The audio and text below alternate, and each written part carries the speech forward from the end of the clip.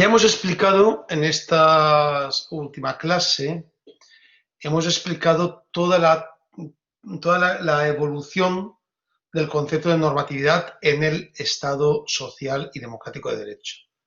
Y lo hemos explicado planteando diferentes supuestos, diferentes lugares, qué pasa en Estados Unidos, qué pasa en Europa, qué pasa en América Latina y cuál es el concepto de nominalismo que se aplica a los derechos sociales. Entonces, ya lo último que nos queda en este capítulo, o en esta parte, es la explicación sobre el Estado constitucional, que es lo que voy a explicar ahora.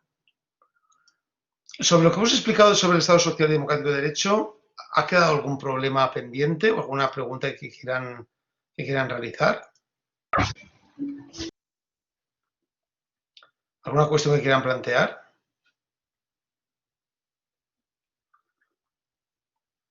Bueno, pues si no hay nada pendiente, entonces vamos a continuar. Bien, si el problema de los derechos sociales no se ha solucionado en el marco del Estado social y democrático de derecho, sí se va a solucionar o sí se tiene que solucionar en el marco de lo que llamamos el concepto material de Estado constitucional. Fíjense ustedes que no es la primera vez que introducimos el término constitucional.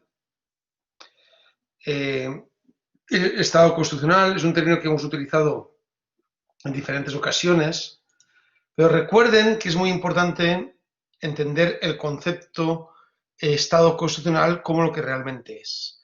El Estado constitucional es, en el sentido que nosotros nos desarrollamos en clase, el Estado constitucional es la superación del Estado social y democrático de derecho, donde la Constitución es no solo la norma suprema, sino que es la norma determinante en la vida de las personas. Es decir, el Estado constitucional es el Estado regido por la Constitución.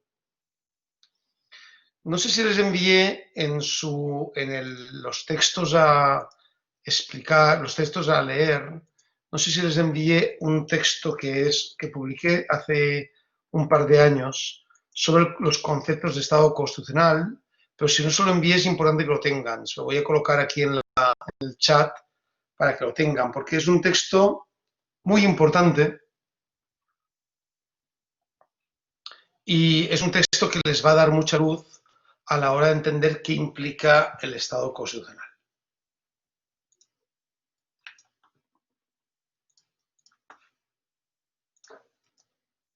Aquí lo tienen, ahí lo pueden revisar.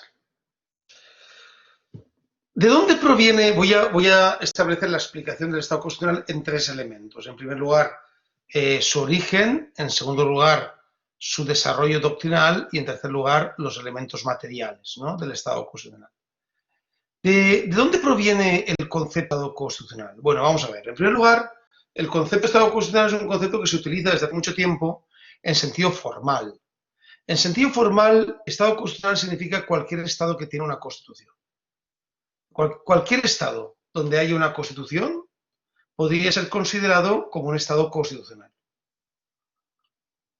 Desde ese punto de vista, Estado constitucional sería cualquier Estado africano sería un Estado constitucional, cualquier Estado asiático sería un Estado constitucional, cualquier Estado latinoamericano sería un Estado constitucional. Ese concepto formal de Estado constitucional nos interesa muy poco o nada, porque es verdad que ese concepto no nos habla de la materialidad, es decir, no nos habla de si finalmente esa Constitución se aplica o no se aplica, si está presente en el ordenamiento jurídico como norma suprema del ordenamiento jurídico o no lo está. Eso no lo sabemos. Por lo tanto, cuando en los años 90 del siglo XX empieza a trabajarse otro concepto diferente de Estado constitucional, ahí es cuando podemos hablar de lo que llamamos el concepto material de Estado constitucional. El concepto material de Estado constitucional guarda relación muy importante con la aparición de la Constitución democrática.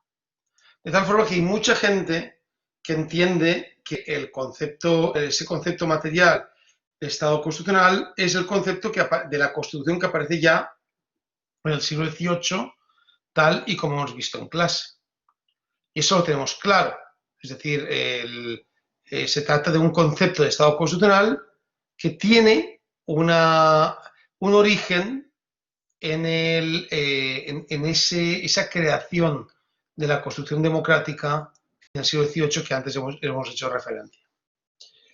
Pero al mismo tiempo es un concepto que mira hacia el futuro.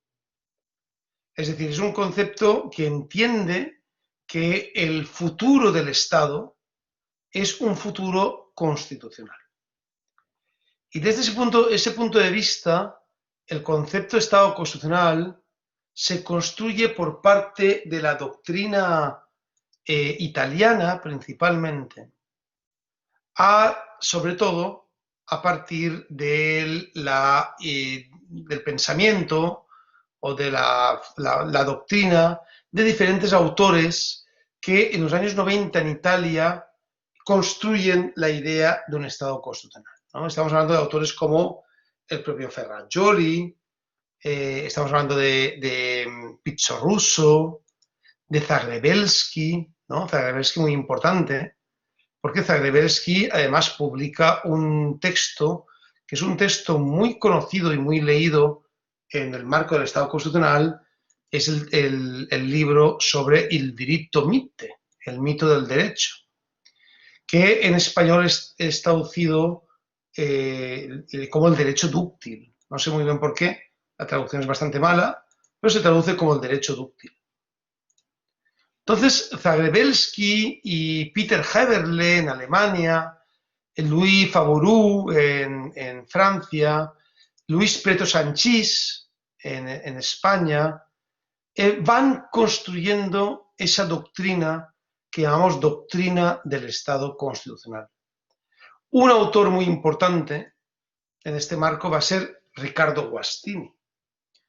Riccardo Guastini tiene una obra muy interesante, un artículo muy interesante publicado en el libro de Miguel Carbonell sobre el neoconstitucionalismo, donde Guastini plantea que el Estado constitucional se da cuando se da una serie de condiciones que él llama condiciones de constitucionalización.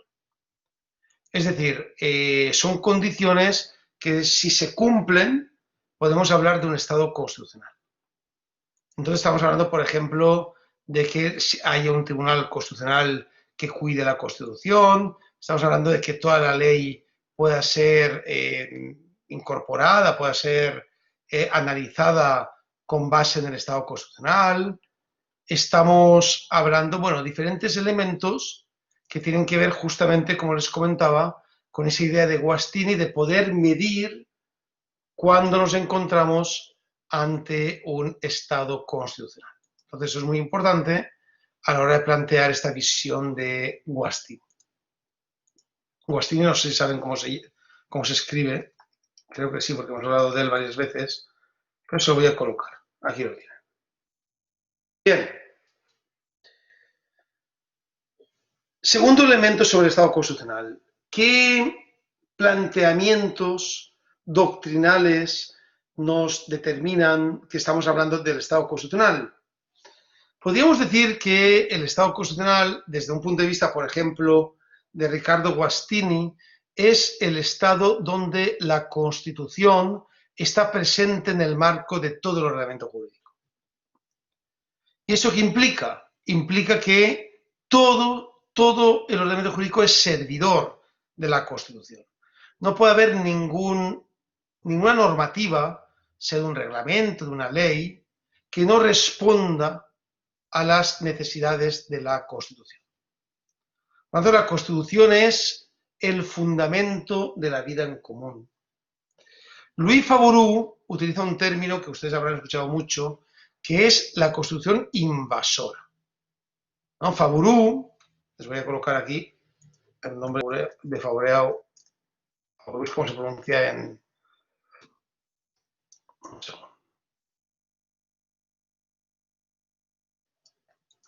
A ver.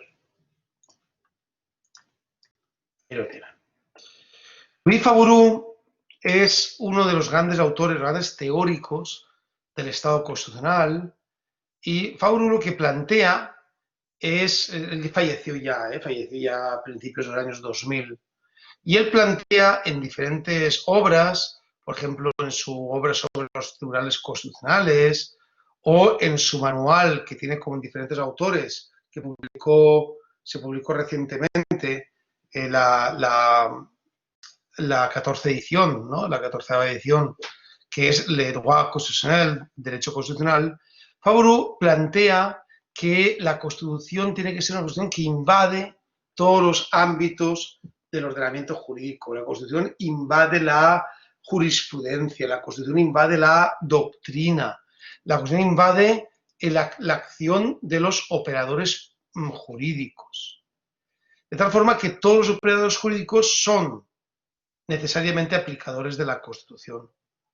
Y Favreau lo plantea de una forma además muy radical cuando utiliza el término este de la Constitución penetrante, la Constitución invasora, porque entiende que no hay futuro sin Estado constitucional. Esa es la razón por la cual los autores como Favreau dicen que los juristas, los buenos juristas, todos tienen que ser constitucionalistas. Es decir, que ya no es posible hablar solo del derecho civil, o del derecho penal, o del derecho administrativo. Eso no tiene ningún sentido. Porque no tiene ningún sentido que no sea clasificatorio, que no sea pedagógico.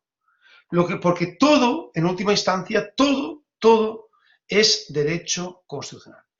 Es decir, todo el derecho vigente en un país, todo, otra cosa es la historia del derecho, la historia de las instituciones jurídicas, eso es otra cosa. Pero en un Estado donde está regido por una Constitución, todo surge del derecho constitucional, todo. Entonces surge del derecho constitucional el derecho penal, porque las principales garantías y la legitimidad de los códigos, de las normas penales está en la Constitución. Surge del derecho constitucional el derecho civil, en la Constitución que recoge los fundamentos básicos del derecho civil. El Código Civil finalmente tiene legitimidad por ser constitucional. El derecho administrativo. En definitiva, todos los buenos constitucionalistas tienen que ser al final necesariamente, perdón, todos los buenos juristas tienen que ser al final necesariamente buenos constitucionalistas. Y en ese marco es como se plantea también desde la perspectiva de otros autores, por ejemplo, Aragón Reyes, bueno, hay muchos, ¿no? Hay muchos teóricos del Estado constitucional.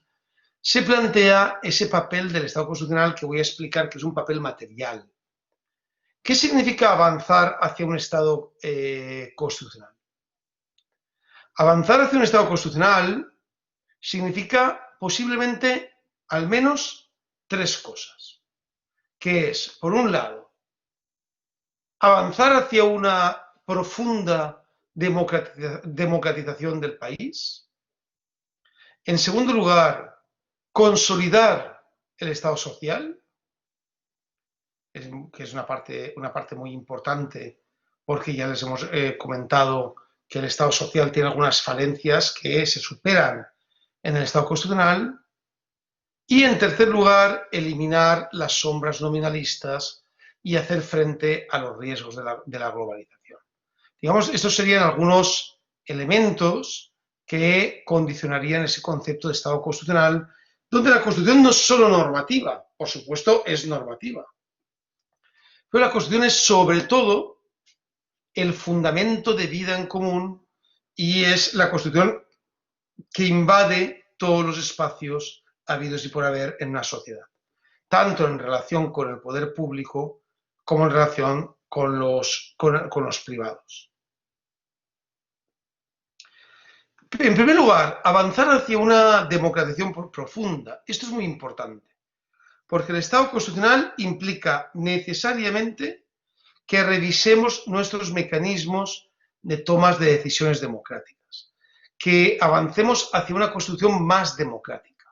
Una Constitución más democrática, ustedes en Bolivia lo saben muy bien, es una Constitución que solo pueda ser modificada por el demos, es decir, que solo puede ser modificada por el pueblo, que sea una Constitución que responda a su tiempo histórico, es decir, que sea una Constitución que responda a las necesidades del Estado, de la sociedad en el marco del Estado constitucional.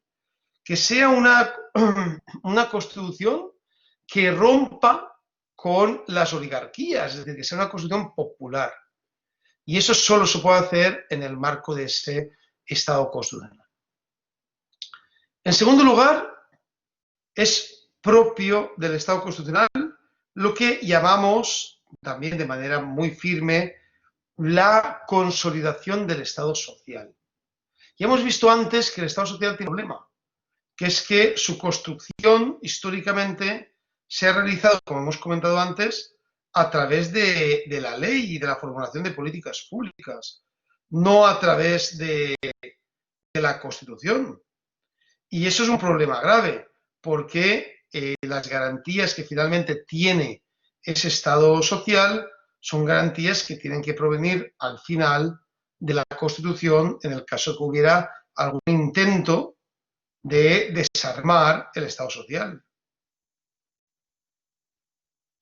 Pues bien, en el Estado constitucional, el Estado social queda plenamente consolidado.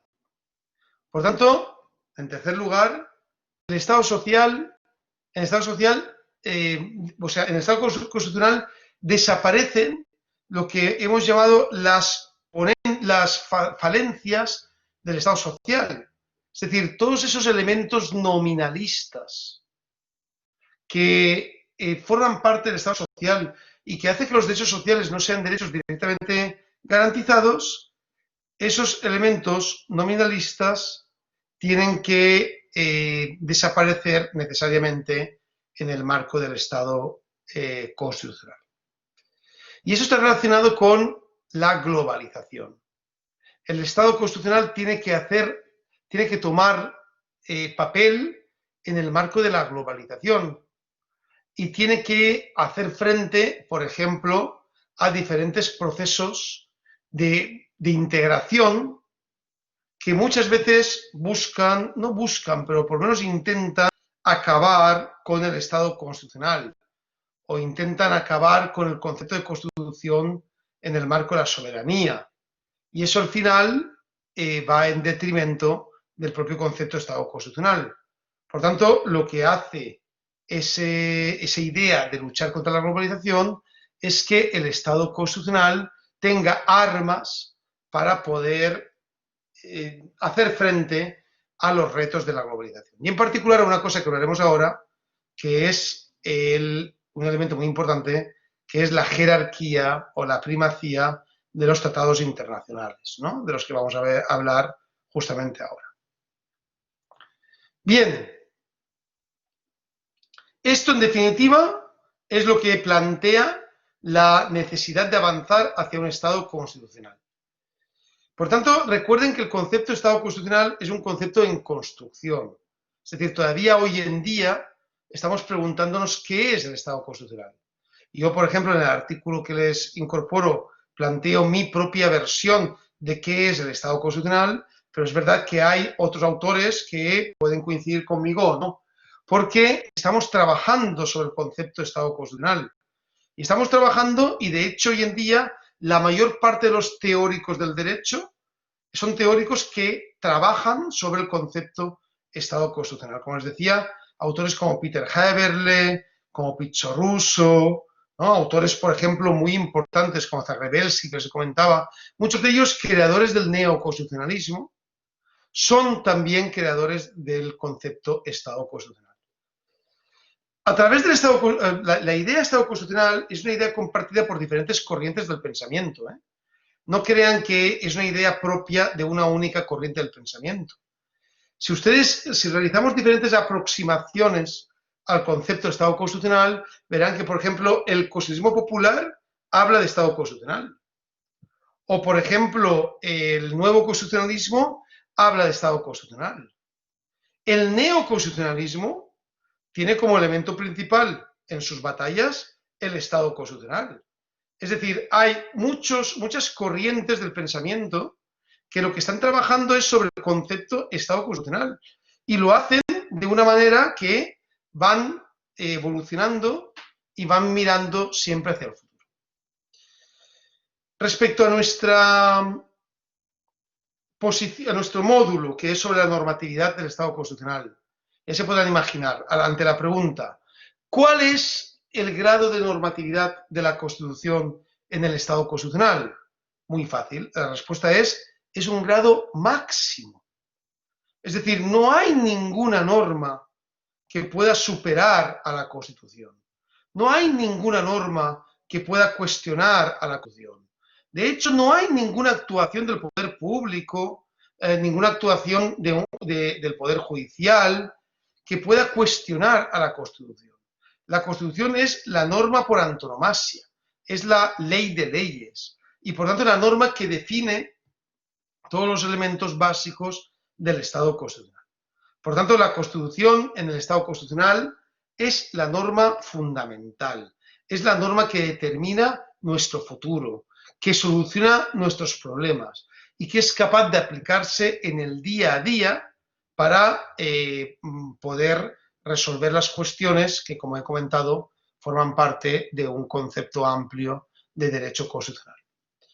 Muy importante. Recuerden diferenciar lo que hemos llamado el sistema o podemos denominarlo el concepto formal de Estado constitucional, que es simplemente que hay una constitución allí donde hay un Estado, o sea, hay Estado constitucional allí donde hay una constitución. Es un concepto enormemente discutido por la doctrina y que hoy en día no tiene ningún tipo de relevancia dentro del planteamiento, digamos, teórico, ¿no?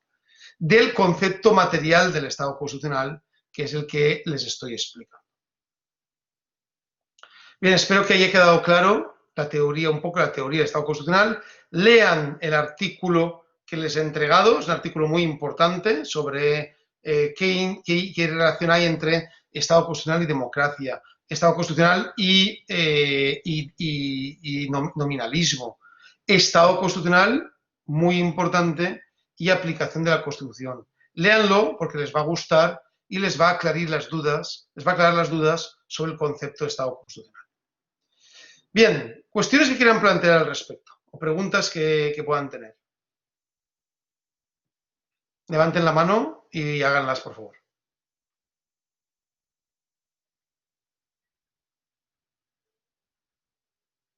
¿No hay ninguna duda? ¿Está todo claro? Samuel, por favor, adelante. Doctor, bueno, antes tenía problemas con el de minutos, pero ya las arreglé. Y bueno, voy a ver el video para ver la última parte del Estado Democrático Social. Tenía, bueno, sí, quería preguntarle, bueno, a la anterior semana me recomendó un texto y lo estaba leyendo, el de ideología, teoría e ideología de la interpretación. Y hay un punto que se toca, doctor, tanto Carbonell en su prólogo como Guastini lo menciona, acerca del papel de la Constitución y el derecho mismo ya, si lo vemos solamente como un conjunto de normas que regulan la sociedad, o como diría Carbonell, es un motor que puede transformar realmente la sociedad. Quería preguntarle, doctor, ¿qué opina usted al respecto? ¿Podemos entenderlo de esa forma? El derecho ya como un motor que puede transformar nuestra realidad, no solamente como una norma que lo regula. Muy interesante tu pregunta, tiene que ver más con teoría de la Constitución, pero creo que viene muy al caso, Samuel. Muchas gracias por la pregunta. En primer lugar, la Constitución tiene dos funciones que vienen al caso en el que estamos hablando. En primer lugar, la Constitución tiene la función de legitimación del poder constituido. Es decir, como ya vimos en teoría del poder constituyente, la Constitución tiene una función política que es la de decidir, mirar hacia el futuro, decidir qué queremos hacer de cara al futuro. Es lo que es eso que comentaba el propio Smith del lugar donde aparecen las decisiones de vida en común, o como decía Schmidt, el marco en el que los principios fundamentales de la sociedad están vivos y están presentes. Por lo tanto, la Constitución tiene una capacidad transformadora indudable, indudable. De hecho, solo tienen ustedes que hacer una relación entre los momentos en los cuales en un país no hay constitución democrática y cuándo sí hay constitución democrática. Y fíjense ustedes, por ejemplo, o si hay constitución democrática se aplica, ¿no? Es decir, cuando no hay, o sea, cuando estamos avanzando hacia un Estado constitucional y cuando no hay nada parecido a un Estado constitucional. Yo siempre pongo como ejemplo, porque me gusta mucho y conozco los dos países, el caso de Nicaragua y Costa Rica.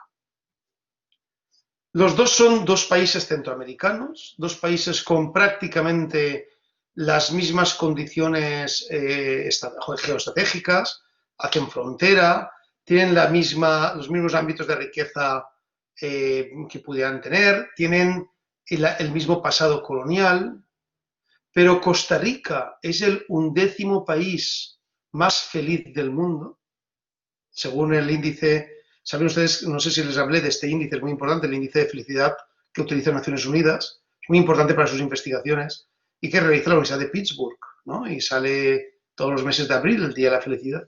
Entonces, Costa Rica es el 11º país más feliz del mundo, por encima de la mayor parte de los países europeos. Mientras que Nicaragua está a la cola de los países más, son los países más desgraciados del mundo. Costa Rica es de los países más desarrollados del mundo. Costa Rica es un país es de los países del mundo donde mejor aire de mayor calidad se respira, con más espacios verdes, donde hay unos derechos sociales garantizados. Y Nicaragua es exactamente lo contrario. ¿Cuál es la diferencia entre Costa Rica y Nicaragua? Una constitución democrática.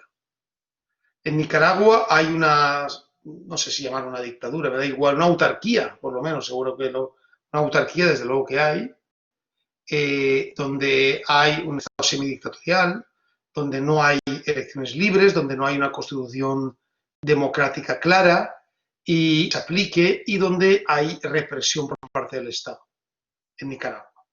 En Costa Rica no. En Costa Rica, por no haber, no hay ni ejército.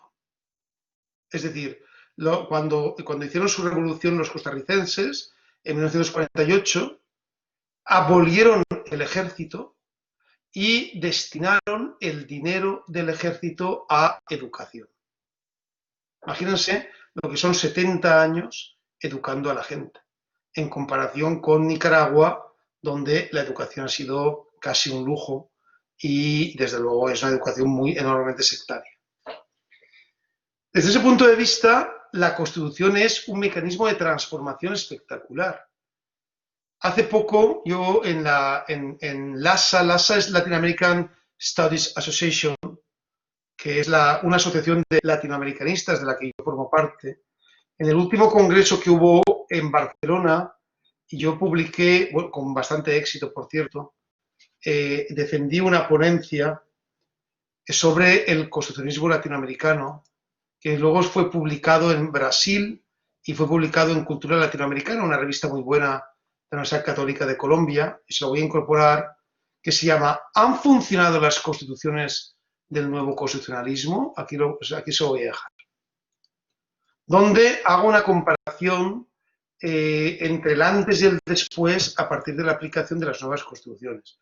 Bueno, el caso de Bolivia realmente ha sido una revolución. O sea, quien conocía Bolivia, como yo la conocí desde los años 90, que fui como profesor a la Andina, cuando la Andina Simón Bolívar todavía era una casita al lado de la Plaza España. A quien la conoce ahora, bueno, es que es impresionante, pero no solo el caso boliviano, el caso colombiano, el caso ecuatoriano, el caso mexicano. Lo pueden ver, lo pueden revisar ahí en el artículo, donde utilizo índices para hacer la comparación, como el índice de desarrollo humano o el índice de felicidad. Por tanto, desde ese punto de vista, Samuel, las constituciones son mecanismos de transformación cuando son democráticas. Pero hay una segunda dimensión de la Constitución, que es la dimensión normativa, que es la Constitución como norma suprema del ordenamiento jurídico. Y en ese sentido, la Constitución como órgano, como norma legitimadora de lo que Kelsen llamaba la nomoestática, es decir, la estática normativa. Es decir, a partir de la Constitución se reflejan en el marco interno del ordenamiento jurídico diferentes procedimientos en la actuación de poderes públicos, la generación de poderes públicos, la generación y la legitimidad de procesos normativos, la determinación de los órganos nomotéticos, es decir, toda una serie de elementos que tienen que ver con esa nomoestática y que también determina la Constitución. Por lo tanto, la Constitución actúa de dos formas. Actúa como voluntad del poder constituyente, que siempre es emancipador, y actúa como determinador de la estática constituida, en la cual la Constitución es la jefa, la Constitución es la que manda, la Constitución es la reina, ¿no? Iconic, en el término que utiliza mucho también Kelsen. Por lo tanto, tenemos dos elementos que no solo no son incompatibles, sino que son complementarios. Es decir, no podríamos entender el uno sin el otro, a no ser que viéramos solo una parte sesgada del análisis, ¿no? Desde ese punto de vista, Guastini tiene razón. Guastini tiene razón en muchas cosas, en otras no, ¿eh? Pero en muchas cosas tiene razón. Bueno, no tiene razón desde mi punto de vista, lógicamente. Pero en una buena parte de cosas tiene mucha razón. Yo lo utilizo mucho porque es la enfant terrible de la filosofía del derecho italiana y europea. Es decir, cualquier cosa que tú digas, Guastini estará en contra. Y eso es una maravilla porque te ayuda a avanzar siempre dialécticamente. Y en muchas cosas, cuando te contradice, entras en razón. Y es una maravilla, la verdad. Son autores problemáticos en el sentido de que crean problemas para que puedas avanzar. Desde ese punto de vista, yo creo que la Constitución es instrumento de transformación y la Constitución es norma suprema del ordenamiento jurídico. Y esa unión es la que la hace tan potente a la hora de actuar como tal. Gracias, Samuel, por la pregunta. Bien. Más dudas que tengan o más preguntas que quieran plantear sobre el concepto de Estado constitucional. Recuerden que el concepto de Estado constitucional, como les decía antes, es un concepto en evolución, está en construcción. Entonces, hoy en día no hay un único concepto de Estado constitucional, sino que estamos construyéndolo a medida que salen diferentes aportaciones y hay diferentes autores que trabajan al respecto.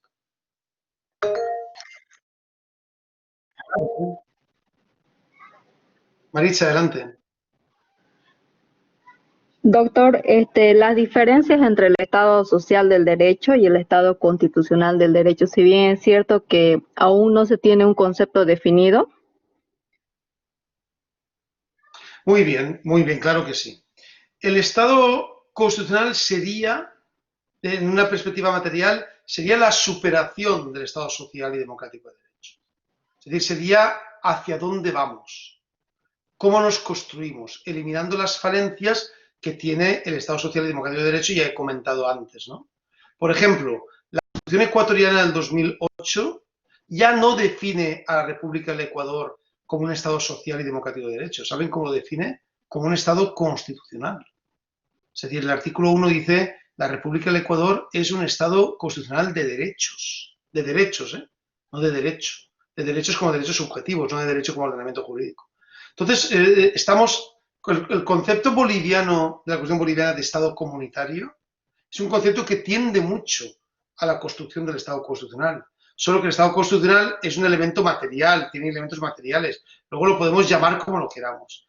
Y el concepto de Estado social y democrático de derecho que incorpora la Constitución colombiana ya se parece también mucho a esa definición material de Estado constitucional.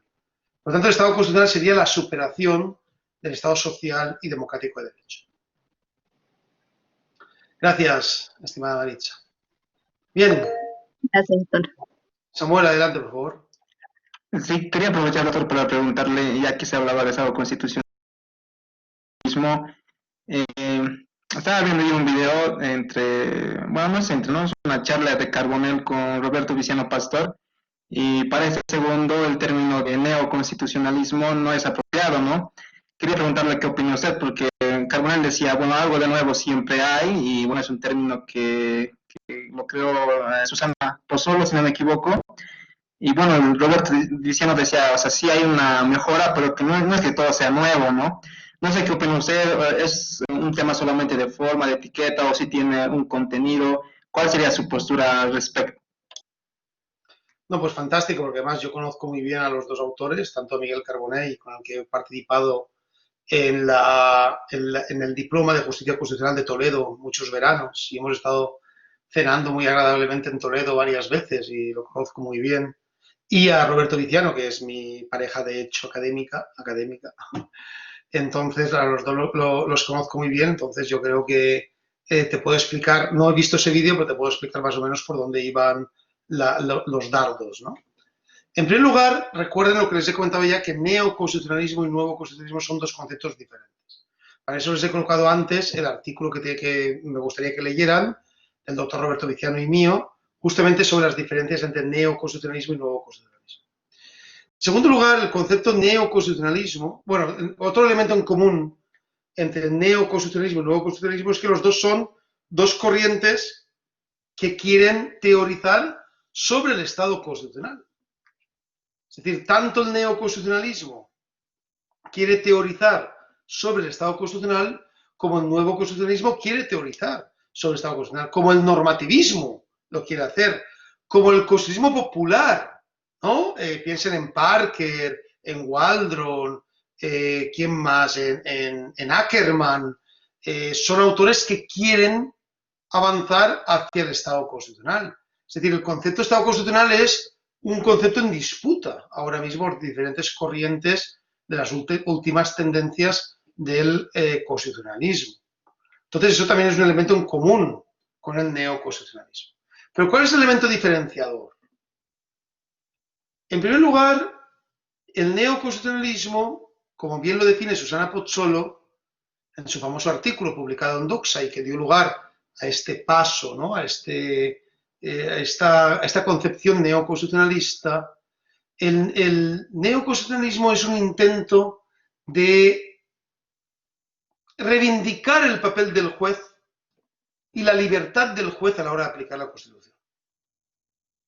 Entonces, el neoconstitucionalismo desconfía del legislativo, desconfía, de hecho, desconfía mucho del legislativo. Dice que la Constitución principista es la mejor, no la reglamentaria, ¿no? Entonces, porque desconfía de las reglas, porque entiende que las reglas encorsetan al juez, entonces el juez tiene que ser un juez principista, el juez tiene que aplicar siempre la solución al caso concreto, eso implica que no tiene que tener reglas, y desconfía de la ley.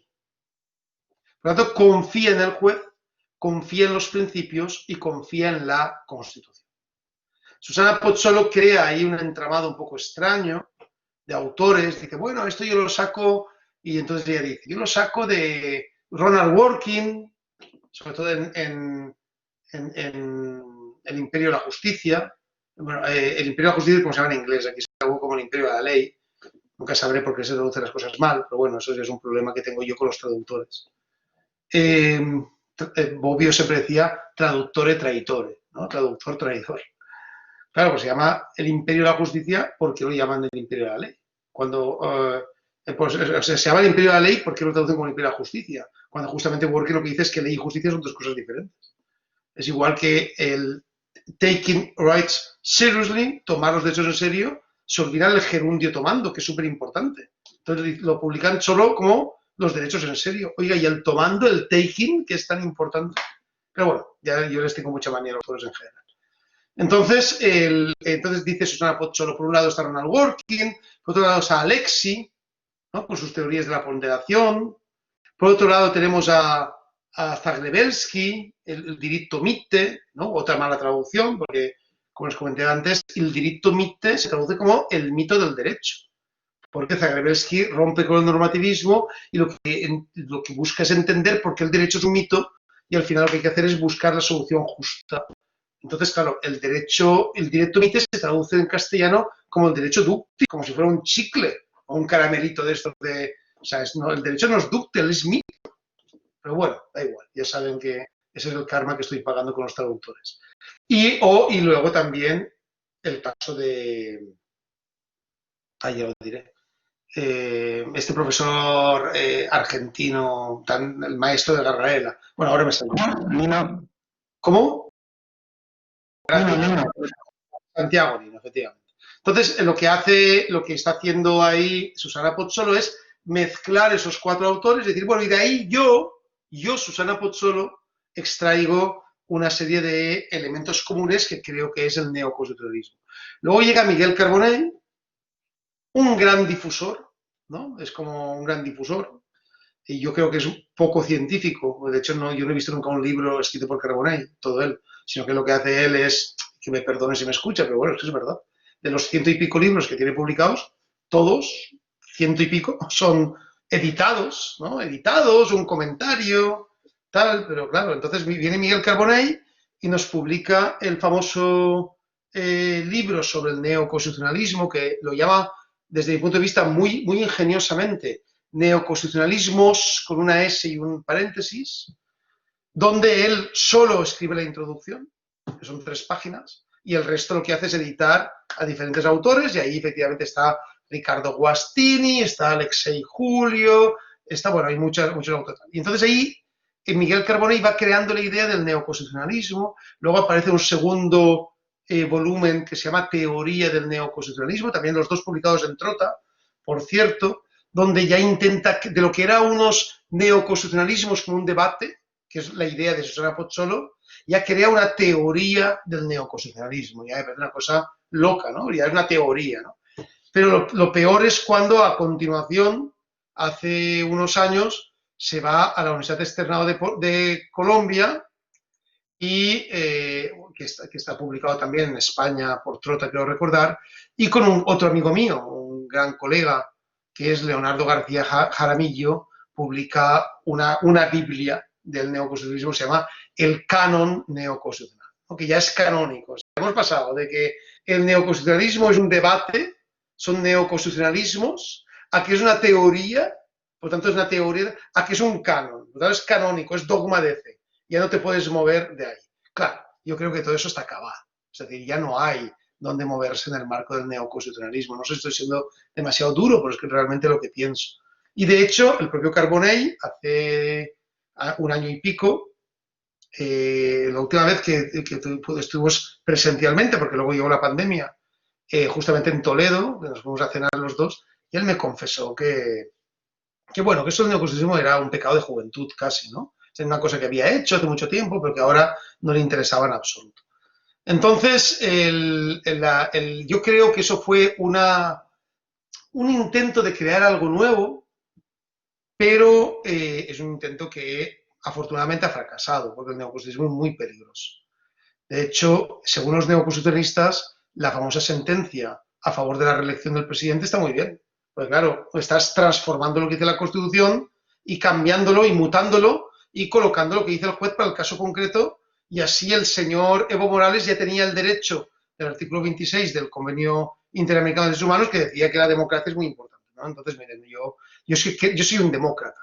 Yo creo en el poder constituyente del pueblo. Yo creo que si el pueblo dice A, es A y se acabó, y que no hay más, y que si el pueblo quiere decir B, lo que será es que dirá B. Entonces, todo el mundo, sobre todo los intérpretes constitucionales, tienen que estar sometidos a la voluntad popular, que es la Constitución. Y en ese marco es cuando entiendo que se debió dar, Samuel, el debate con Roberto. Roberto piensa como yo, es decir, no creo que se vaya mucho, o sea, no os digo que piense exactamente lo mismo, pero la mayor parte de los ejes coincidimos. ¿Dónde aparece esta idea de nuevo constitucionalismo? El concepto nuevo, es verdad que es un concepto relativo, pero bueno, es un concepto que se ha sentado mucho en la doctrina. Hoy en día, Claudia Storini, Albert Noguera, Marco Aparicio, Ramiro Ávila, es decir, hay un montón de autores que utilizan el término nuevo constitucionalismo. Bueno, el propio Roberto Garraela utiliza el término nuevo constitucionalismo en su magnífico sobre la historia del derecho constitucional latinoamericano, que ya les dije que es muy buen libro, y no solo porque me cite a mí, como les comenté, pero es muy buen libro. Entonces, ya es un término muy asentado. Es verdad que poco a poco el concepto nuevo constitucionalismo se va diluyendo en la idea de Estado constitucional. Porque al final, el nuevo constitucionalismo, ¿por qué es nuevo? Porque supera al Estado social. Por tanto, las constituciones latinoamericanas buscan la superación del Estado social. Y desde esa superación, ¿hacia dónde vamos? Pues hacia un Estado constitucional en sentido material. Entonces, realmente yo creo que no hay diferencia ya material entre un nuevo constitucionalismo como categoría y el Estado constitucional. Creo que son conceptos que ya son directamente asimilables. De hecho, yo, por ejemplo, los utilizo sin que haya... O sea, los utilizo indistintamente, Estado constitucional y nuevo constitucionalismo. Es verdad que nuevo constitucionalismo lo utilizamos más para el ámbito latinoamericano, pero es una cuestión semántica, no es una cuestión de contenido. No sé si te he liado más o te he aclarado las cosas, querido Samuel. Mm, pero sí, porque igual, así como que tiene razón en el tema de que Carbonell no es científico, igual no encontré un libro así que tenga una teoría propia, ¿no? Y recopile eso sí. Y igual esa crítica, bueno, yo cuando era estudiante, igual me pareció algo muy bueno, muy nuevo eso del neoconstitucionalismo, y el docente me explicaba y me apasionaba, y luego leía más y me iba dando cuenta que tampoco es así, hay que ser más críticos, más científicos, y hay que encontrar límites, ¿no? Y por eso igual sigo escuchando a algunos docentes del neoconstitucionalismo, y por eso es que veía esos videos y digo, no es tan así, digamos, ¿no? Y sí, bueno, esa parte sí coincido, doctor. Bueno, me alegra que vayas viniendo al lado luminoso de la fuerza. Eso siempre es muy importante. Bien, ¿más dudas que tengan o más cuestiones que quieran plantear? Disculpe, doctor, antes, si no hubiera mucha molestia, ¿podría el artículo que mencionó? Es que como me salía en el chat ya no me sale, si no fuera mucha molestia. Y ahora mismo te lo coloco. Gracias, doctor. Gracias. La diferencia entre neoconstitucionalismo y nuevo constitucionalismo. Es lo que ahora mismo acabo de copiar en el chat. Bien, ¿más dudas que puedan haber o más preguntas que tengan? ¿Más cuestiones? Bueno, en el marco de esta teoría del Estado constitucional y sobre la parte más importante que es la jerarquía de la Constitución, que ya les he dicho que tiene dos vertientes, por un lado la Constitución como la única norma que es directamente voluntad del Poder Constituyente, directamente, voluntad del Poder Constituyente, y por otro lado la Constitución como norma jerárquica superior del ordenamiento jurídico, últimamente han aparecido algunos debates sobre el cuestionamiento de la Constitución como la norma suprema del ordenamiento jurídico a partir de lo que solemos llamar el control de convencionalidad, que ayer alguien lo planteó y les dije espérense el sábado porque el sábado voy a hablar de ese tema. Pues bien, ha llegado el momento de hablar de un tema espinoso que es la relación entre la Constitución y el derecho internacional, en particular lo que se suele conocer como el derecho constitucional, el derecho internacional prioritario, ¿no? que goza de prioridad y de primacía sobre la Constitución, o el bloque de la constitucionalidad.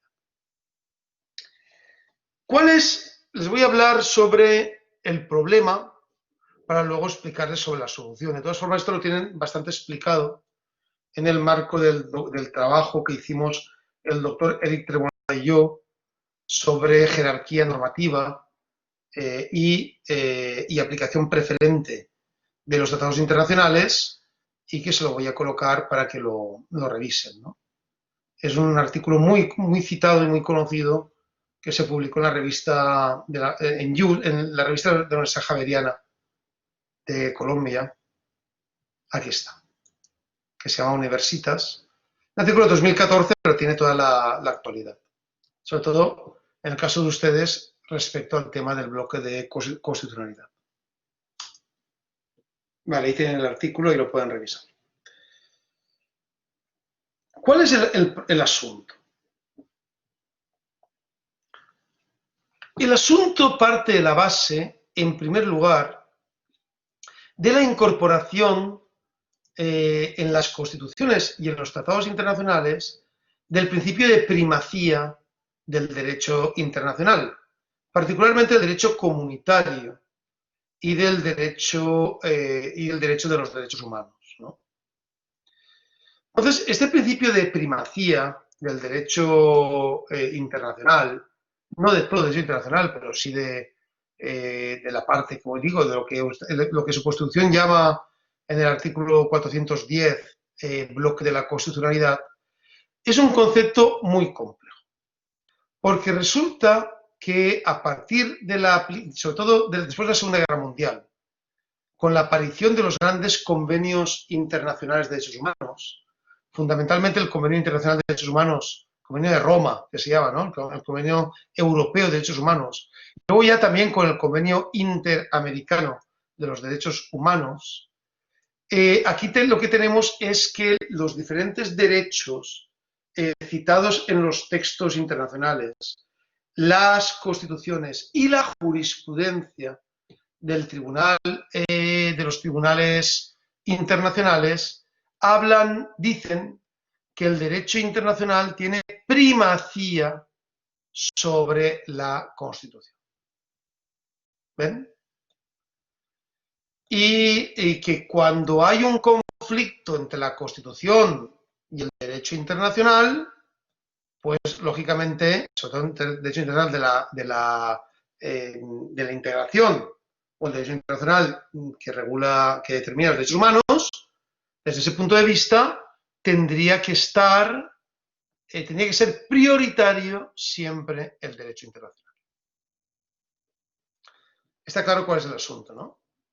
Entonces, lo que dicen muchos autores, en particularmente autores internacionalistas, es que la Constitución ha perdido el carácter jerárquico superior y que ahora la jerarquía superior la tienen los tratados de integración o los tratados de derechos humanos. Esta es la idea que plantean diferentes autores internacionalistas, principalmente.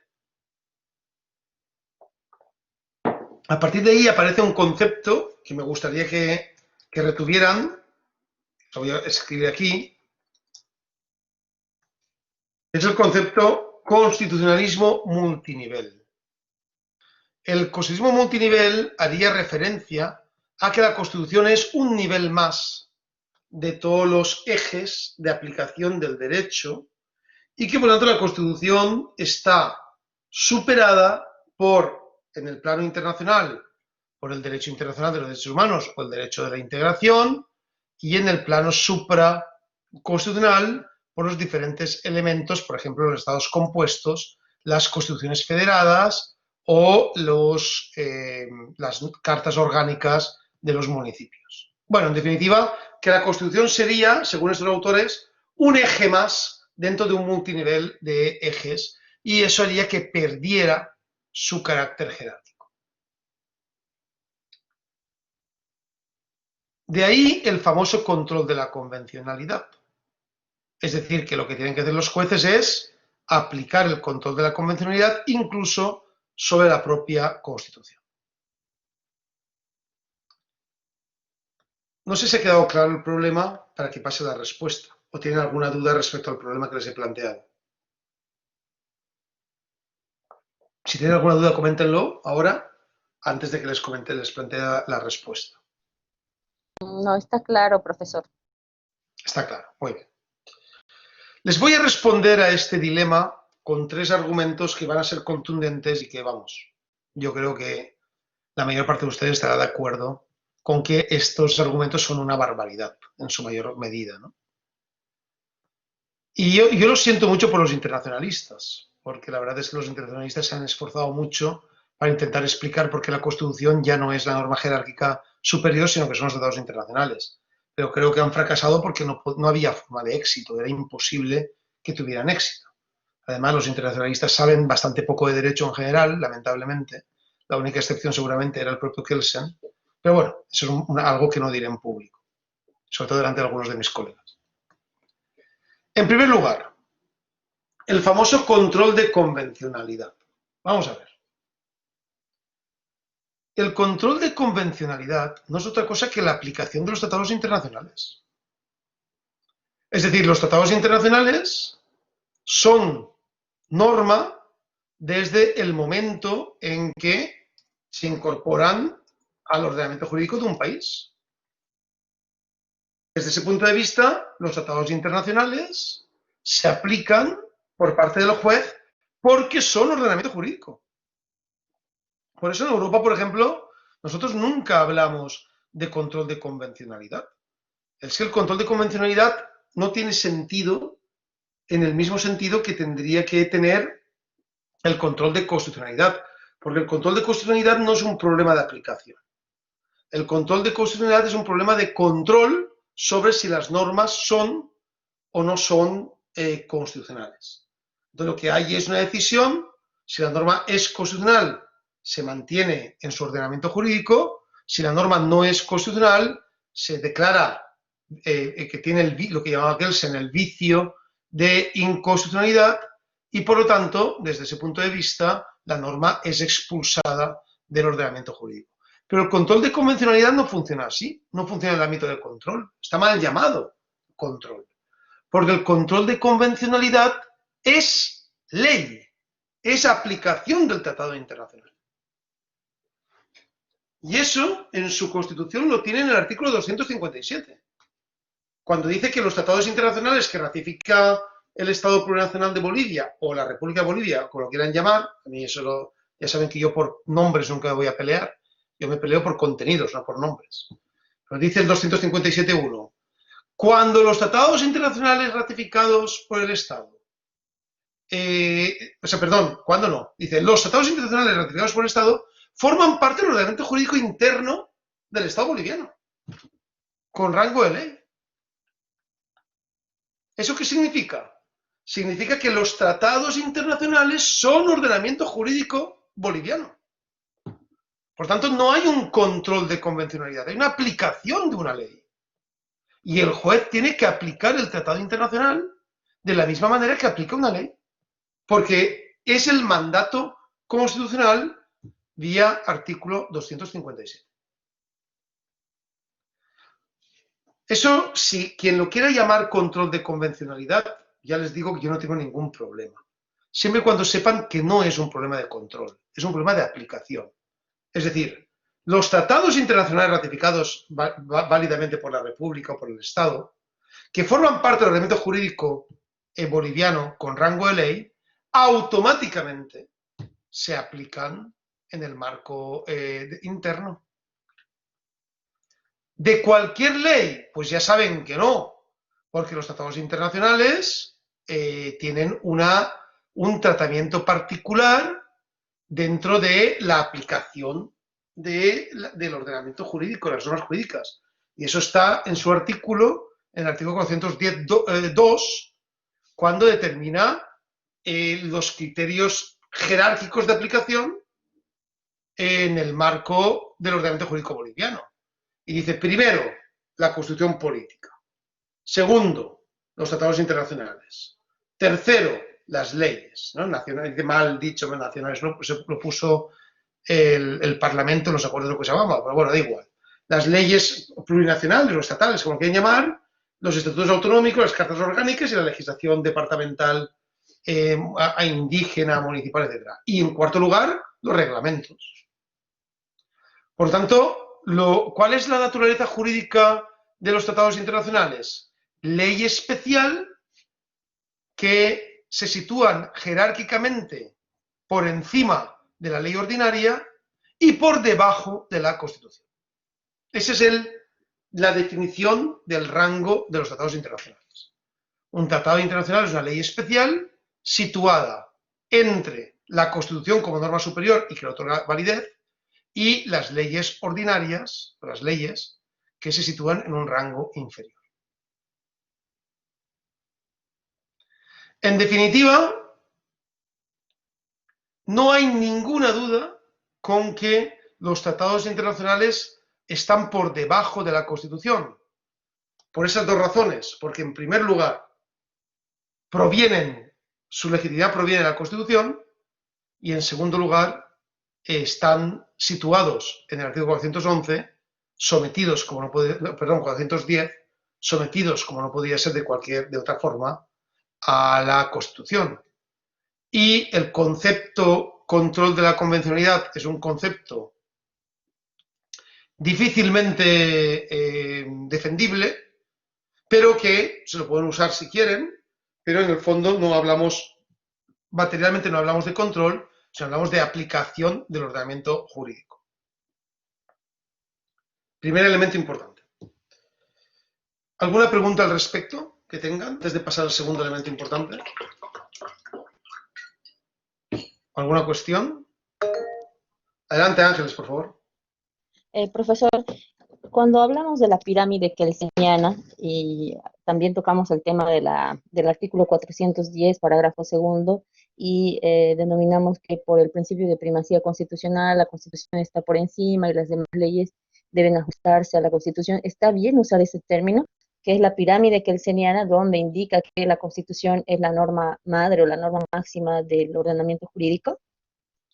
Bueno, lo puedo utilizar el concepto pirámide kelseniana, pero yo hablaría del el concepto mucho más técnico, que es jerarquía normativa. Es decir, por el principio de jerarquía normativa, la Constitución es la norma suprema del ordenamiento jurídico y todo el resto de leyes está sometida a la propia Constitución. ¿Sabe? Entonces, bueno, puede hablar de pirámide kelseniana, pero yo hablaría directamente de jerarquía normativa. Bien, más dudas que puedan tener, más preguntas que puedan tener.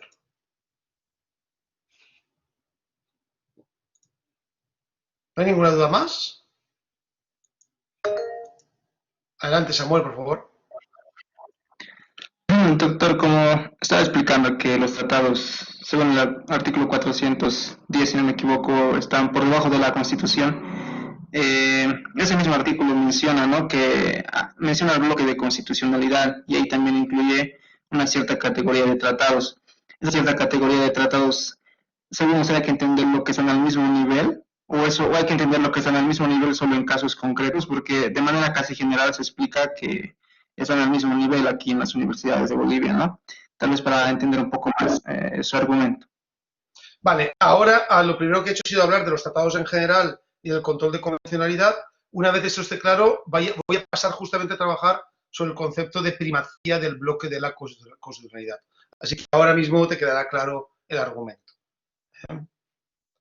Ahora mismo voy a pasar a trabajar ese tema y un poco más complejo, y lo voy a explicar de tal forma que te va a quedar claro y seguramente hasta coincidas conmigo y todo. Ya verás. Más dudas que pueda haber sobre el control de convencionalidad y por qué se trata de un tema de aplicación y no de una cuestión de control. Bien. Segundo elemento importante al tener en cuenta en este marco de la relación entre jerarquía de la Constitución y primacía de los internacionales. Samuel lo acaba de decir ahora ampliamente. Artículo 410.2. El bloque de constitucionalidad está integrado por los tratados y convenios internacionales en materia de derechos humanos y las normas de derecho comunitario ratificados por el país. Esto fue una cuña metida por los acuerdos de Cochabamba. Esto no estaba en los acuerdos de Cochabamba. Lo que pasa es que yo creo que lo metieron mal, ¿no? Pero no solo está en el 410.2, que habla del bloque de la constitucionalidad, sino que hay otro artículo que ahora me ayudarán a encontrarlo, que es el artículo sobre la aplicación preferente de los tratados de derechos humanos. A ver, no recuerdo dónde está. ¿Ven ahí? Ah, el 256, ¿no? Efectivamente. El 256 es, creo, efectivamente. Déjame que lo mire para confirmarlo.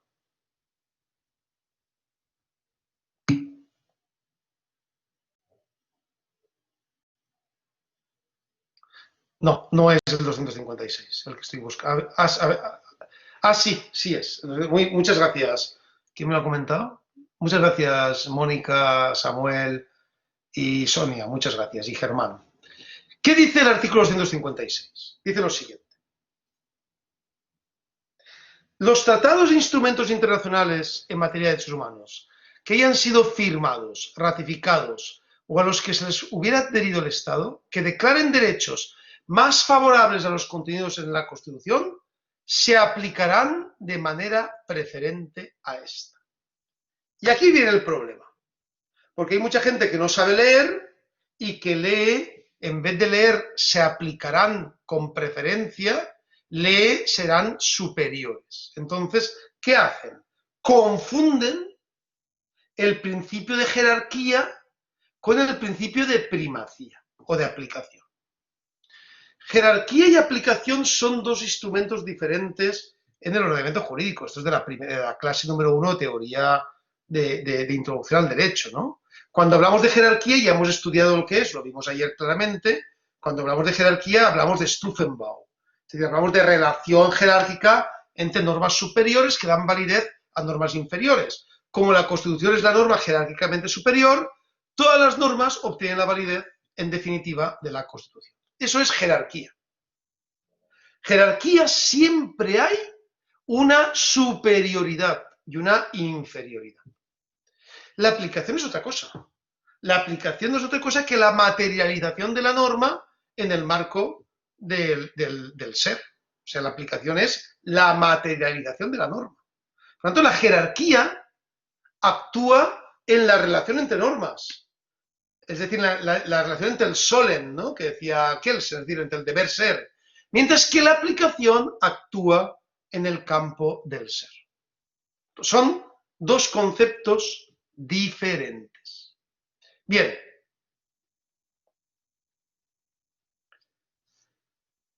Dense ustedes cuenta que el artículo 256 lo que nos dice es que cuando haya determinados tratados internacionales que declaren derechos más favorables a los contenidos en la Constitución, se aplicarán, ojo, utiliza el término muy bien utilizado, el término aplicarán preferentemente a la Constitución.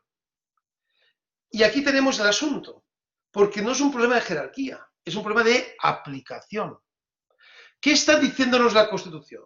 Está diciéndonos, yo, Constitución, soy tan generosa, quiero tanto que se desarrollen mis elementos emancipadores sobre la sociedad, que yo, Constitución, ya tengo un catálogo de derechos muy importante, muy abierto, un catálogo de derechos integrador. Pero si a pesar de eso hay un tratado internacional que tenga un derecho que sea más favorable al mío, que se aplique ese tratado, no tengo ningún problema. Eso es lo que está diciendo el texto, el 256. Pero la pregunta es, ¿por qué se puede aplicar con preferencia el tratado frente a la Constitución? Y la respuesta es porque lo dice la Constitución. No hay otra. Es decir, ante la pregunta, ¿por qué un tratado internacional se puede aplicar preferentemente a la Constitución? La respuesta es porque lo dice la Constitución. No hay otra respuesta. Denle ustedes todas las vueltas que quieran. Háblenme de lo que quieran. No van a encontrar un argumento diferente a que la única forma por la cual un tratado internacional se aplica por encima de la Constitución es porque lo dice la propia Constitución. Mauricio, adelante, por favor. Doctor, usted lo ha explicado bastante explícito, muy bien en detalle, así, lo que es la aplicación del 256 y del 410. Doctor, puntualmente, qué interesante es el razonamiento que nos da de estos dos preciosos artículos, ¿no? Muy bien redactados, como usted nos mencionó, en ese término se aplicarán. En ese entendido, doctor, ¿qué le parece la resolución del Tribunal Constitucional en cuanto al expresidente Evo Morales sobre la posible postulación, aplicación preferente de lo que usted hace en un preciso instante nos explicó, doctor? Porque ahí hubo esa aplicación, ¿no es verdad? La aplicación preferente de que hay un tratado internacional que dice que los derechos a no sé qué, a no sé cuántos, ya no tengo muy bien la transmisión, pero por ese motivo fue que el Tribunal Constitucional le dio la viabilidad para poder volverse a postular. Eso es, doctor, gracias. Claro, muy bien, muy interesante tu pregunta, pero luego si quieres me extiendo más al respecto, pero desde luego a mí lo que me parece es que el Tribunal Constitucional tergiversó el artículo 256 y el artículo 210, es decir, los tergiversó, porque el Tribunal Constitucional incorporó un elemento interpretativo sobre el Convenio Interamericano de Derechos Humanos que no le correspondía, porque el tribunal es el intérprete de la Constitución, no el intérprete de la legislación internacional. Y lo que hizo el el Tribunal Constitucional fue del artículo 23 del Convenio Interamericano de Derechos Humanos, que habla de los derechos políticos, decir que de ahí se desprendía un derecho a la reelección, cosa que es mentira. Ustedes leen el artículo 23 y en ningún momento dice que haya ningún tipo de derecho a ser reelegido permanentemente. Pero el tribunal desprendió del artículo 23 ese supuesto derecho del presidente Evo Morales a elegirse permanentemente. Quien tendría que haber planteado esto, pues tendría que haber sido sometido a consulta, es la Corte Interamericana. La Corte Interamericana, que es la corte competente para interpretar el convenio interamericano, es la que tendría que haber dicho esto. Y lo que habrá dicho, lo que dirá seguramente cuando evacúe las preguntas que ahora mismo tiene sobre la mesa, lo que dirá es lo que ya sabemos que va a decir, que del artículo 23 del Convenio Interamericano de Derechos Humanos en ningún caso se desprende que una persona puede ser reelegida permanentemente. Se desprende cuando una persona solo puede ver limitada su facultad de elección, pero no que pueda ser reelegida permanentemente. Por esa misma regla de 3 no habría reelección, o sea, mejor dicho, no habría límite a la reelección en ningún país latinoamericano, que hoy en día lo tienen. No habría en Colombia, no habría en Ecuador, no habría en Perú, y eso es una locura. Entonces, lo que hizo la Corte Constitucional, el Tribunal Constitucional Plurinacional Boliviano, una sentencia penosa, muy mal fundamentada, con faltas sintácticas y gramaticales, sin un hilo conductor, mintiendo muchas veces en las cosas que decía, luego si quieren hacemos un análisis, y tergiversando el artículo 23, lo que dijo fue que del artículo 23 se desprende un derecho preferente del presidente Evo Morales a presentarse. Ahora, si el artículo 23 sí hubiera declarado ese derecho, ahí no habría ningún problema. Ahí se hubiera aplicado por encima de la Constitución, claro que sí. Pero el tema está que no se desprende de ese artículo ningún derecho a la reelección. Bien, continuemos con la interpretación del artículo 256 que les comentaba. Sí, Ángeles, por favor, adelante. Profesor, yo entiendo cuáles son los tratados de derechos humanos, ¿no? O sea, tratados internacionales ratificados por la Asamblea Legislativa y que son en el marco de derechos humanos, porque hay muchos más tratados. Lo que no entiendo muy bien son las normas de derecho comunitario. Por favor, no sé si podría aclararme a cuál se refiere, profesor. Claro que sí. Las normas de derecho comunitario se refiere a los procesos de integración en los que está el sometido el país, ¿no? En particular, en su caso, la Comunidad Andina de Naciones, la CAN, que plantea un derecho directamente aplicable. Recuerden que la CAN es un proceso de integración que emite todos los días, emite derecho, que por el principio de aplicación directa es directamente aplicable en los diferentes países de la CAN, sin que tenga que pasar por ratificación, es lo que llamamos derecho de la integración, o otras posibles integraciones futuras, como fue el caso de UNASUR, o el caso de Mercosur, en su caso, o el caso bueno, etcétera, ¿no? De la ADI, la LALC, bueno, tantos procesos de integración en los que está incorporado Bolivia y otros países latinoamericanos, entonces, pero están menos desarrollados. El más desarrollado es la Comunidad Andina de Naciones, el Pacto Andino, que emite leyes que son directamente aplicables en todos los países de la CAN sin necesidad de ratificación. A eso se refiere con el derecho comunitario, o el derecho de la integración. Bien, volvamos al 256. La pregunta que yo hacía es, ¿por qué un tratado internacional de derechos humanos que prevea derechos más favorables para las personas es aplicado por encima de la Constitución? Y la respuesta es porque lo dice la Constitución. Por lo tanto, la Constitución es la norma autorizante. ¿Y qué norma es la autorizante siempre? La norma superior. Es decir, si no es superior, no puede autorizar. Si mañana el artículo 256 se derogara por el pueblo boliviano, no va a pasar, ¿eh? Pero imagínense que el pueblo boliviano decide derogar la aplicación preferente de los derechos humanos. Ya está.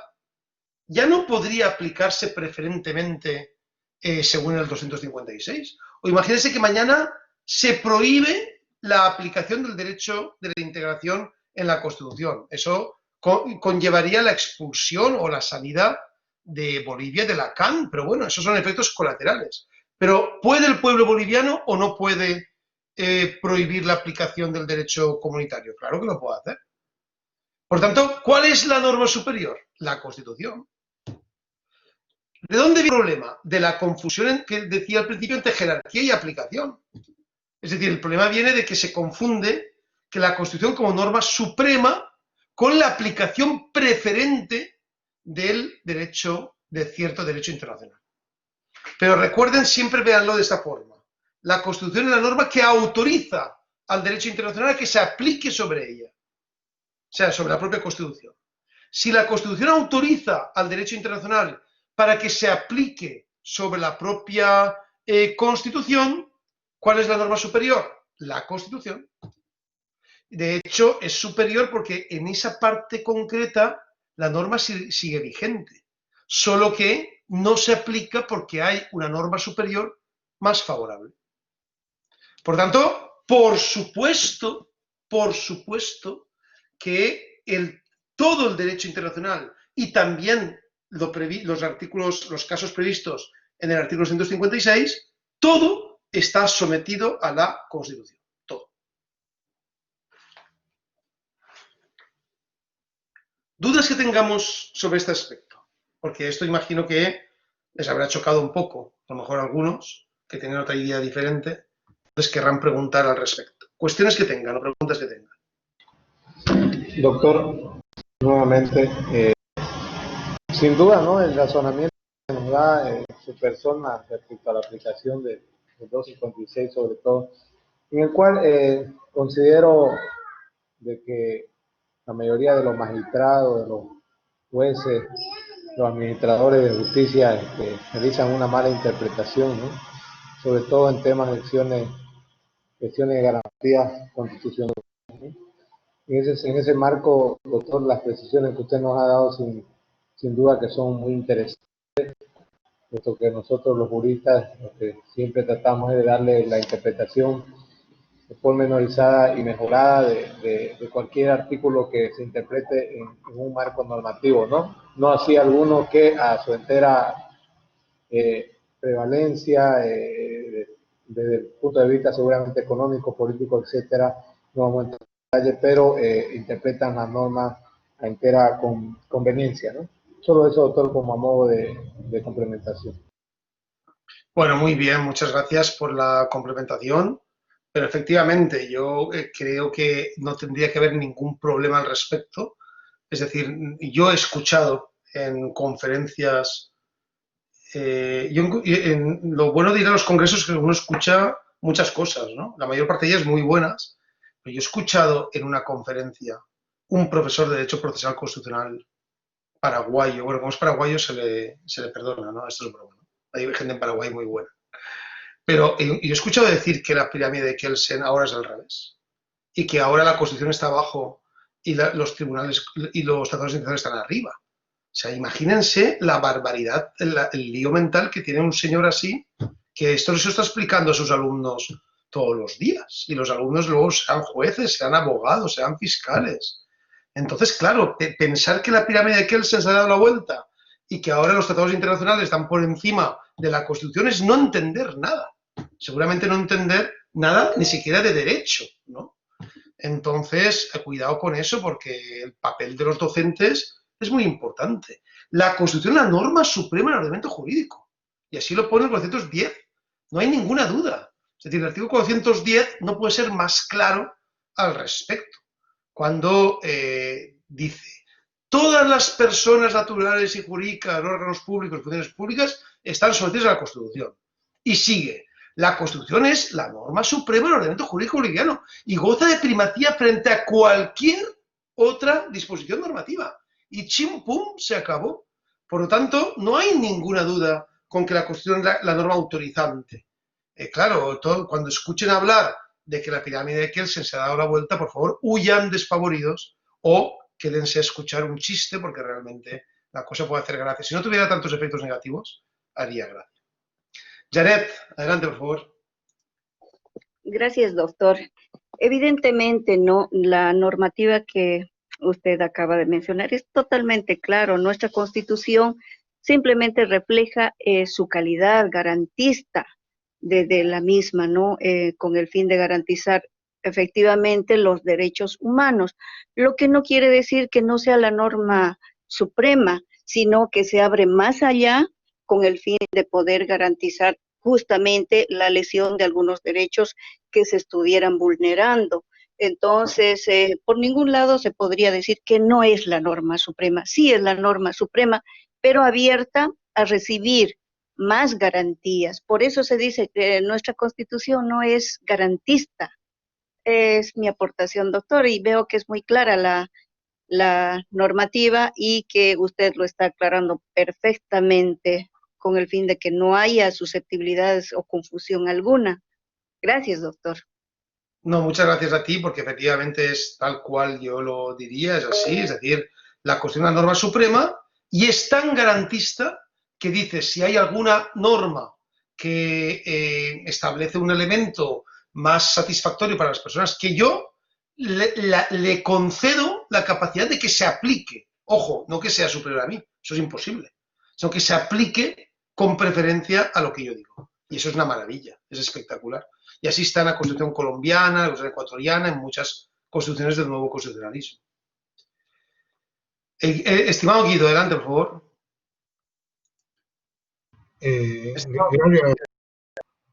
Gracias, doctor. Justamente lo que usted estaba mencionando, en anterior módulo, viendo unos apuntes, la doctora, que no recuerdo cuál era el primero o el segundo, pero nos hablaba de la ley de favorabilidad. Y es justamente que decía que la Constitución dice que si hay una ley internacional que es más favorable para las personas, entonces se tendría que agarrar de ella, no porque no sea de la Constitución, o sea, la Constitución lo permitía, mejor dicho. A eso me voy, que si ya lo habíamos pasado, exactamente, justamente eso de la ley de favorabilidad se la llamó. Muy bien, sí, puede ser, efectivamente, lo pueden llamar el principio de mayor favorabilidad. Yo lo suelo llamar, para mí suelen ser las normas más favorables, pero podemos obtener un principio, no hay ningún problema de ahí. Lo que es importante es que entiendan que cuando se aplica esa norma más favorable, se aplica con preferencia a la Constitución. Eso en ningún caso supone que sea superior a la Constitución. Eso es lo más importante que tienen que entender. Yo sé que a veces, cuando digo estas cosas, bueno, eso es lo más importante, estimado Guido. Mónica nos habla de la teoría del reloj de arena. Sinceramente, no conozco la teoría del reloj de arena, Mónica. No sé si quieres aclarárnosla, porque no la conozco. Samuel, adelante, por favor. Bien, doctor, y bueno, ya que estábamos hablando de eso del control de convencionalidad, igual escuché en un congreso, primero que fue aquí en Bolivia, en La Paz, unos docentes argentinos, y hablaban de un Estado convencional, y imagino que eso también es, y en cierta parte parece un poco peligroso ese término. ¿Qué opina, doctor, usted? A mí me parece que no tienen ni idea de derecho. Es decir, vamos a ver, como un Estado convencional, eso no tiene ningún sentido. Es decir, tiene sentido el Estado constitucional. Entre otras cosas porque el fundamento del ordenamiento jurídico es la soberanía popular. No son las negociaciones en hoteles de 5 estrellas y en restaurantes de 4 tenedores que puedan hacer los embajadores y los plenipotenciarios. Es decir, en una asamblea constituyente, tú sabes, has elegido a los constituyentes. Ves cuáles son sus debates. Ves cómo se construye el texto. Todo está claro y transparente. Se publica. Luego tú puedes votar si estás a favor o no estás a favor. En el caso boliviano se puede votar incluso por artículos, como se pasó con el tema de los latifundios, que se votó particularmente el resto de la Constitución. Es decir, todo eso lo puedes hacer, pero en un tratado internacional, yo he visto cómo han negociado tratados internacionales y es de vergüenza, porque no sabes qué intereses hay detrás. porque no hay nada que se vea a luz y taquígrafos. Se negó despachos cerrados, todo el mundo tiene que dejar los celulares fuera, no hay ningún tipo de control democrático y al final no sabes cuáles son los intereses que vencen. Por lo tanto, los demócratas creemos en el derecho constitucional, que el derecho internacional tiene que existir y que hay derecho internacional que avanza mucho en derechos. Claro que sí, como lo hay otro que no avanza nada, pero eso es otra cosa diferente. Pero de eso pasar a un estado de convencionalidad, me parece que tendrían que regresar, sinceramente, a estudiar teoría del derecho para que entiendan que la convencionalidad es un problema de aplicación, no es un problema de control. Gracias, Samuel. Pero ya me imagino que ya te podías prever mi respuesta. No, sí, por eso igual decía, no llamo la convención estado convencional y por eso quería saber que, bueno, nos da sus argumentos, ¿no? Y ya venía a ver la respuesta. Gracias, doctor. Gracias a ti. Bien. Doctor, buenas tardes. Sí, adelante, a lo que me refería, le habla Mónica, doctor, a lo que me refería con el tema del reloj de arena que nos decían era la pirámide de Kelsen invertida, que hace momentos hablábamos, de un autor que se llama Trenedic, y nos decían justamente que los derechos estaban por encima, los derechos, no los tratados internacionales sobre derechos humanos estaban encima de la Constitución. A eso nos referíamos. Normalmente en la universidad nos hablan así, y ahora vemos que no es así. Bueno, pues, Mónica, no sé muy bien, no sabía, ahora ya entiendo lo del reloj de arena, pero me parece realmente que es muy peligroso plantear este tipo de cuestiones sin argumentación clara. Es decir, ¿cuál es la argumentación de que un tratado internacional es superior a la Constitución? O sea, no hay argumentación, porque el tratado internacional no cuenta con una legitimidad democrática y de él no se desprende la validez de la Constitución.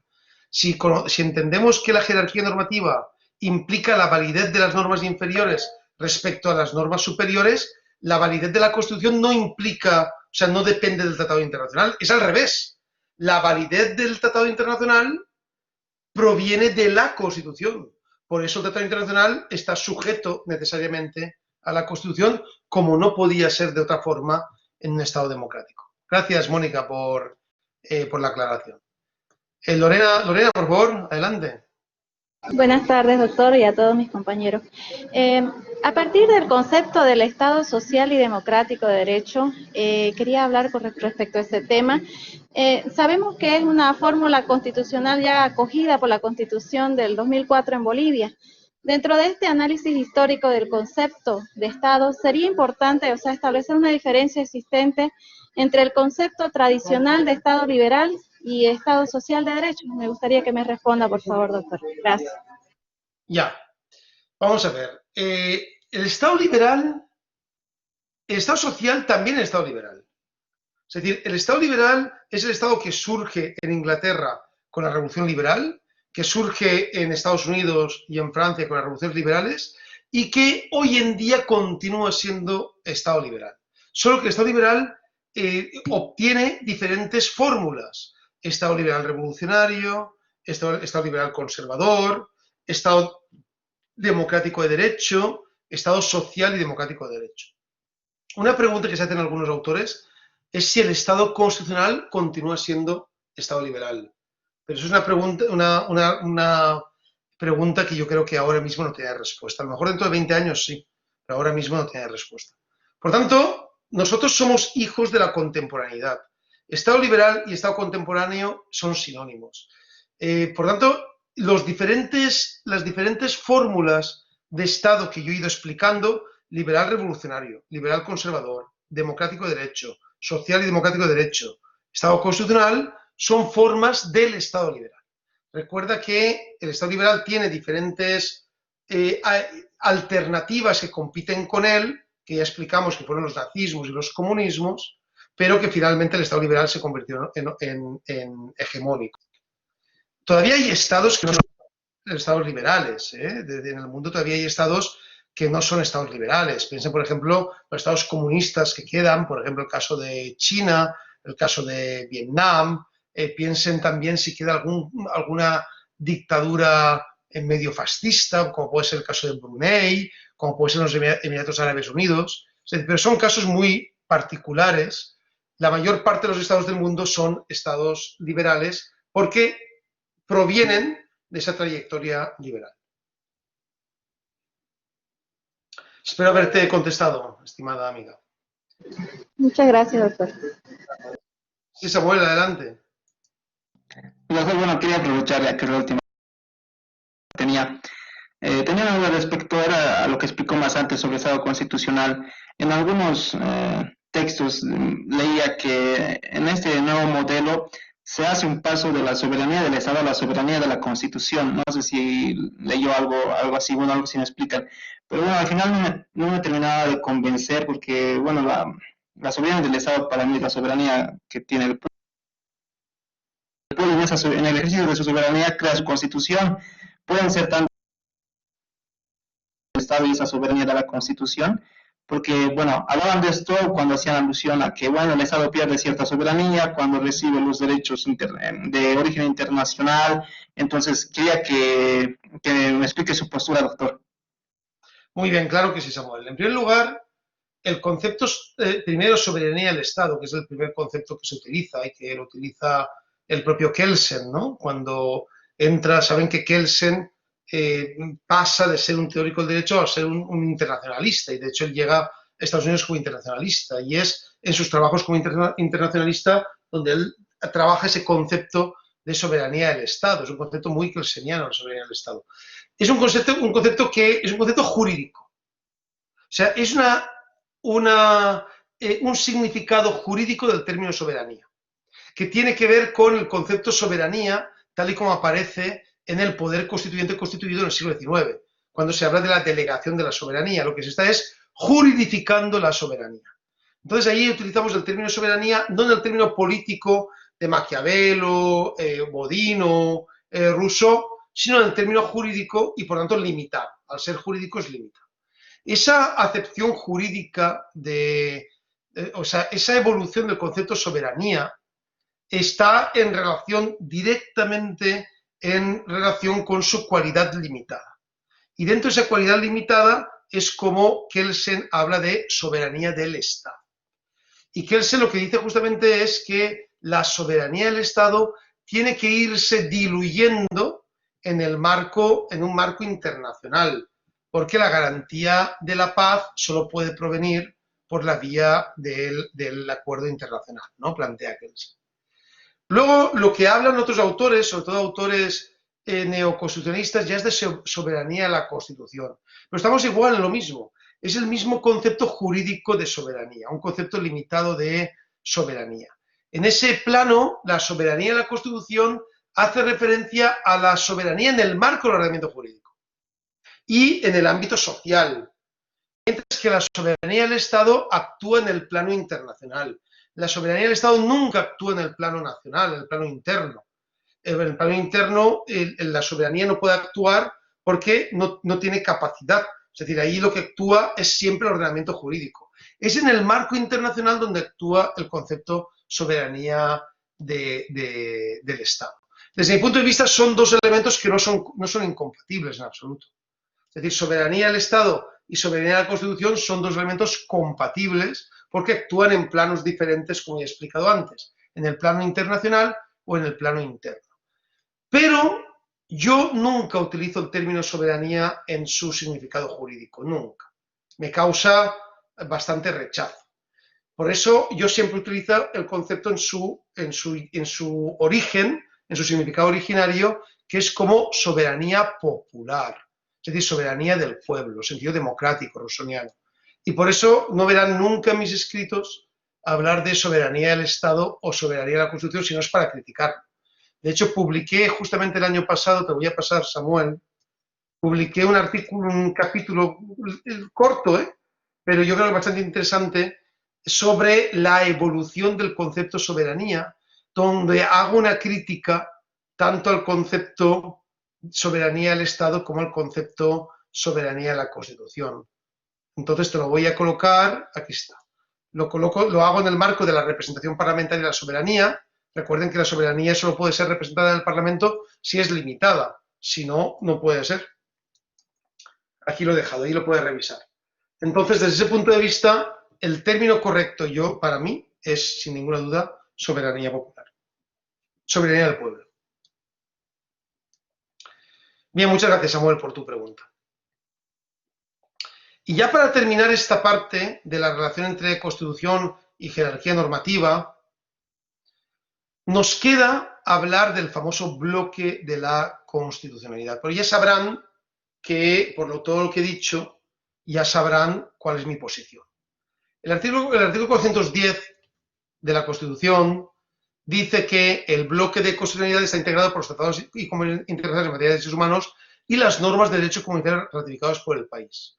En primer lugar, el artículo 410 nos dice qué es el bloque de la constitucionalidad, pero no nos dice cuáles son los efectos de ese bloque de la constitucionalidad. Recuerden que ese artículo fue como pegado mal ahí, ¿no?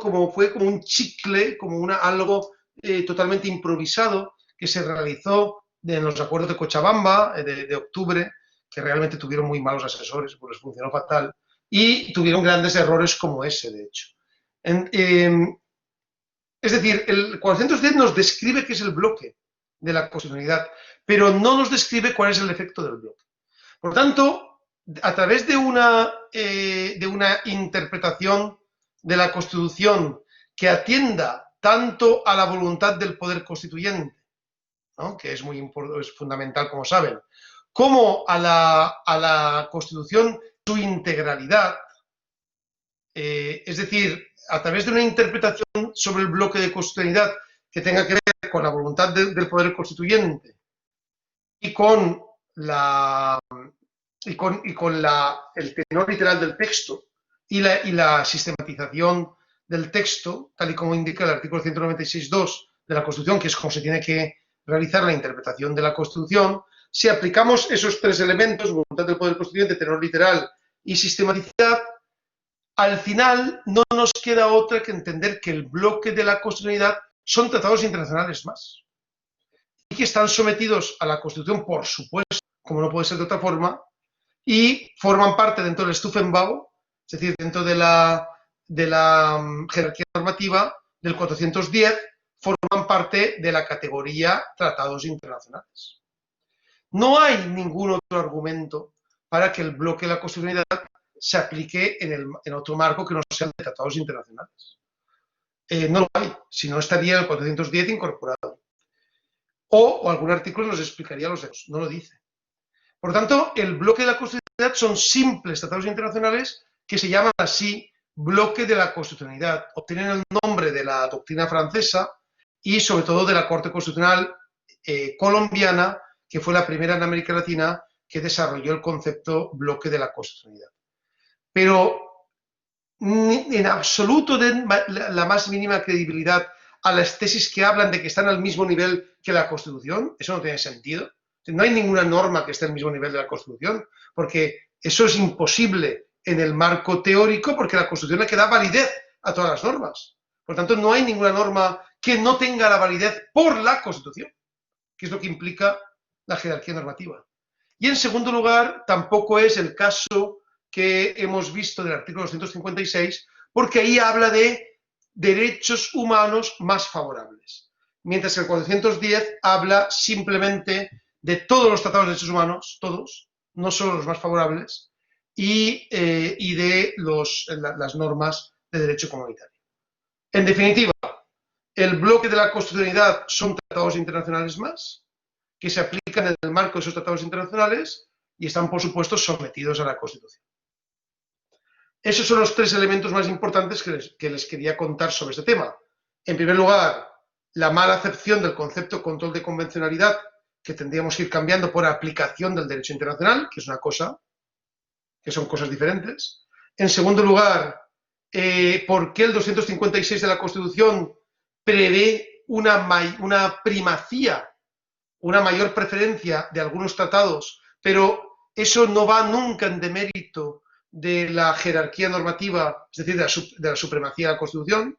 Y en tercer lugar, cómo el bloque de la Constitución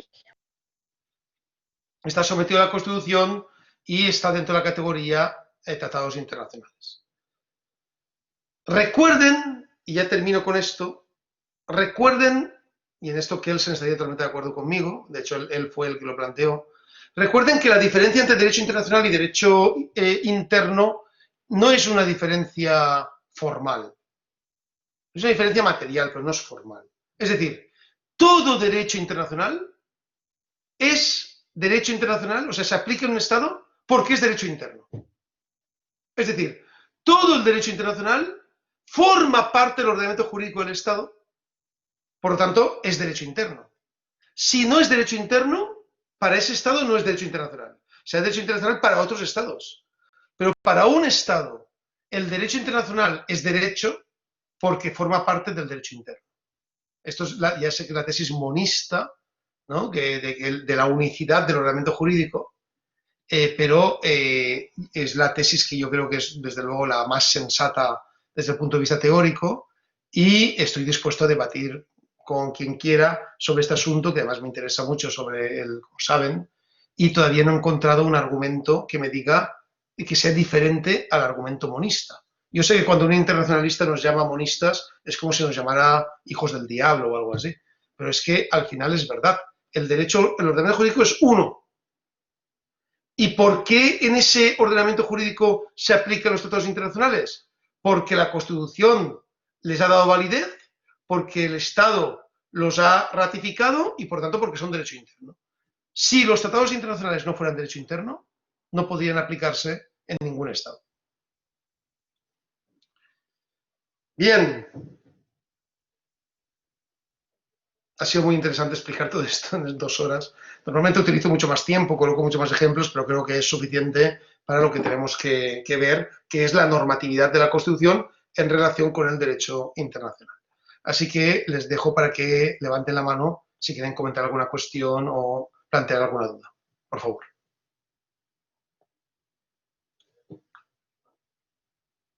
No me creo que mi doctrina sea pacífica y que todo lo que yo he dicho estén totalmente de acuerdo conmigo. Es decir, no lo creo. Y si es así, fenomenal, magnífico. Pero si no es así, me gustaría escuchar también sus opiniones para yo también aprender de ellas. Así que adelante, espero sus participaciones.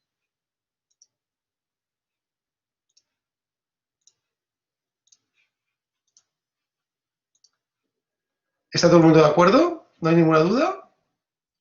¿Están ahí? ¿Hola? ¿Están ahí? Sí, doctor. Sí, aquí estamos, doctor. Aquí estamos con hambre. Sí, doctor. ¿Todavía resisten? ¿No se han dormido? ¿No se han desfallecido? No, todos presentes, solo que son muy convincentes sus instituciones, doctor. Totalmente convincentes.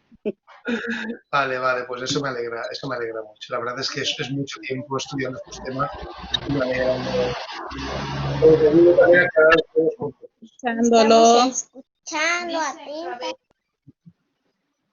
Bien, como ya llevamos más de 2 horas o 2 horas aquí, nos vamos a tomar el último descanso, ¿no? De 20 minutos, yo creo que es suficiente, ya para encauzar la parte final de la clase hasta las 8 de la noche aquí, que serán las 2 de la tarde allá.